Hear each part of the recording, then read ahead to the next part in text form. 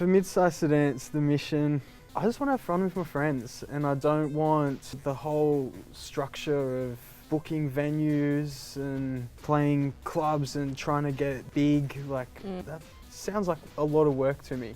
Making art and music, like, it's a personal thing. It's not something I do for other people. It's something I do for my own release, to enjoy time. And if other people enjoy what I put out there, then that's great. But I'm ultimately making music that I just want to listen to. How did you get into sort of like the rave scene? Like, how did you know that this was something that you wanted to do? About 10 years ago, through punk, got into a genre of music called just noise. And it's literally, as it sounds, it's just feedback, harsh noises. So originally I wasn't playing rave music, and I was kind of introduced to more this kind of style and more like extreme rave music. We mainly started the label and crew because we just wanted to have that music on a record, or that music on a CD or cassette tape. So it was really kind of selfish. It was just for us, and we were like, yeah, cool, like, let's just make records of our friends' music,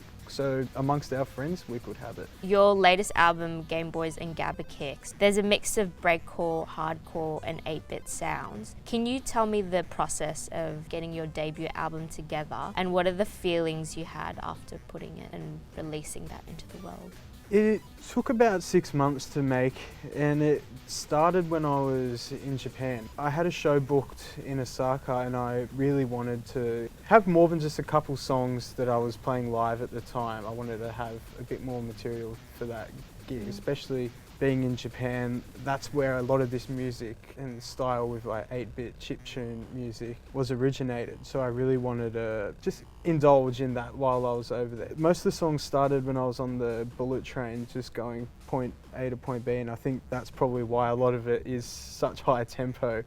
I'm just looking at the windows, everything's just going by so quickly, so it needed to be faster. Like, every time I made a beat, it needed to be faster, so the tempos just kept getting pushed up. It wasn't until I got back, though, it was when I kind of really started going through each track and really trying to polish it off. There was a few friends of mine that I really look up to and draw inspiration from. They'd kind of gone through it and taught me different bits and pieces and how to improve. Because this is still quite new to me. It was only about a year ago that I started trying to make music on the Game Boy. Yeah, it just happened one day that I went to play a show, and I ended up being able to play the whole show just off the Game Boy. I didn't DJ any other music, and I was like, well, that was 40 minutes. I've got an album.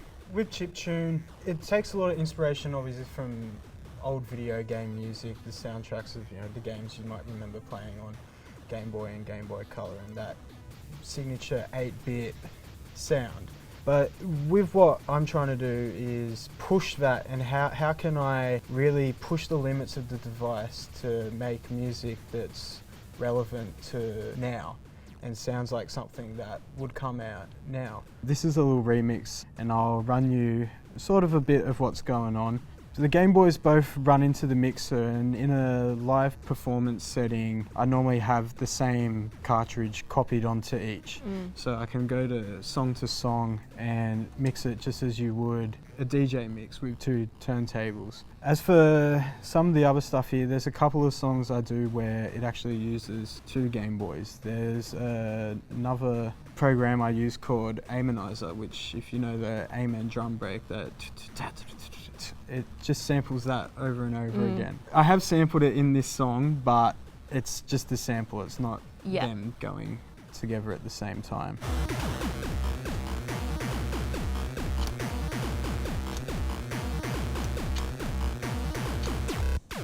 Is there something that maybe other people have misconceptions about your music, or this group that you have, that perhaps maybe you want to say that's not totally true? Or what is the community or the music really about? The hardstyle community was always misconceptualized. Law enforcement turn up to these events, and they're always really surprised to see that our crowd is normally like quite reserved, small numbered, a lot of queer and neurodivergent people, and nil issues. When they get a noise complaint about our type of music, they think that it's going to be a rowdy and hard to deal with crowd, when they actually just get a whole bunch of really respectable people. I think, yeah, that's a big common misconception.